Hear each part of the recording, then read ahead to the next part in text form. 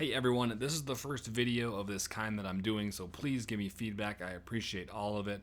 This is going to be a beginner's guide to Cerberus, so we're going to talk about what he does, his passive, his abilities. This is meant to be a beginner's guide, so I'm not going to get into items or metas or anything like that, but hopefully I can teach you how to use Cerberus a little bit more effectively. As a quick overall summary of Cerberus, he is a guardian, which means he has higher defense, higher life, lower damage output, and is a magical damage god. Some of the pros to Cerberus is he has high damage for a guardian compared to other guardians. We'll get into why that is with his kit.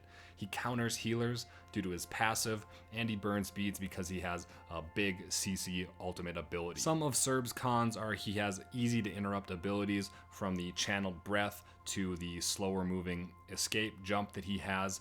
He has also a slower peel, so he has a hard time keeping enemies off of his teammates consistently, and his crowd control is dependent on having multiple abilities kind of interact with each other in his kit, so it's not quite as easy as other guardians. First things first, let's talk about Cerb's passive. Really simple, straightforward, but also very solid.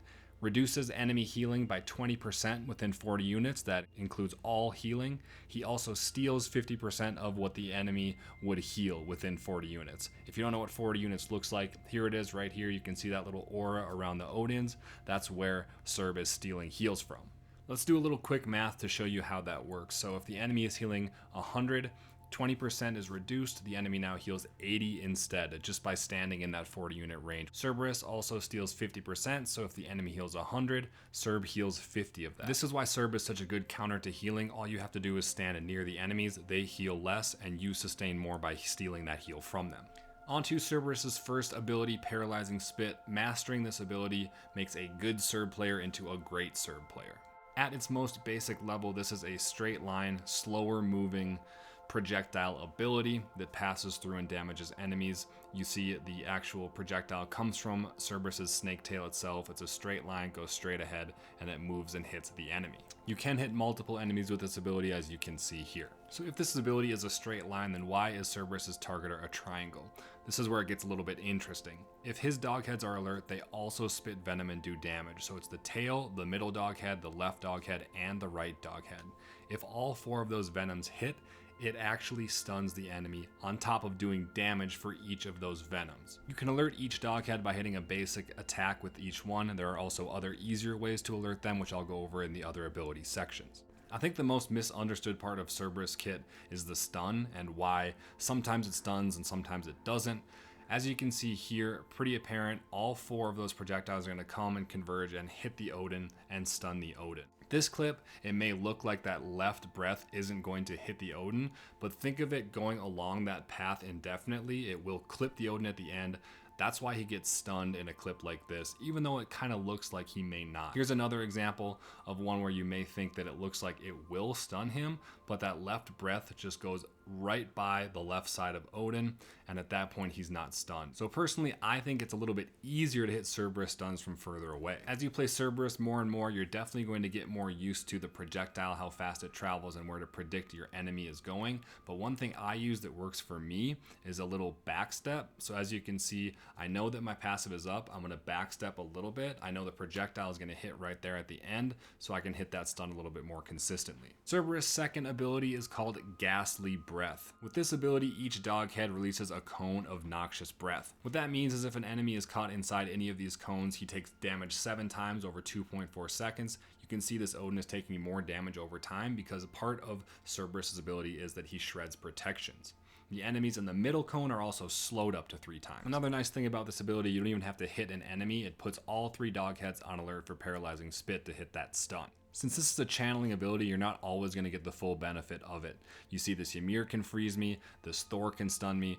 You're going to have it interrupted often, so just keep that in mind. One core combo you're going to want to use with Cerberus is his Ghastly Breath into the stun from his 1. So as you can see again, I kind of use that back step. I have the slow from Ghastly Breath, making it a little bit easier for me to confirm the stun where the Odin's going to be. And then I back step, and I know exactly where he's going to go. Now I stun him with that 1. Cerberus' third ability is Soul Expulsion. It is a 55 unit leap, so you're going to be able to initiate just barely out of range from those auto attackers. It deals damage, it severs the soul of enemies. Those severed souls, if you kill them, you can see those little ghosts there. They provide heals for Cerberus. It heals more from a god than it does when you hit it on a minion. So keep an eye on my health bar here, and when I kill all of these Odin souls, I get a burst of healing. Since this is a leap, you can jump over walls. Is a great tool to kind of surprise enemies if you want to do that, or you can also use it to avoid ground target damage. Great offensive and defensive tool depending on how you want to use it. Cerb's last ability, and probably what he is most known for, his ultimate, Stygian Torment. This ability can hit multiple gods in a 30 unit radius, which as you can see here is a pretty good sized circle.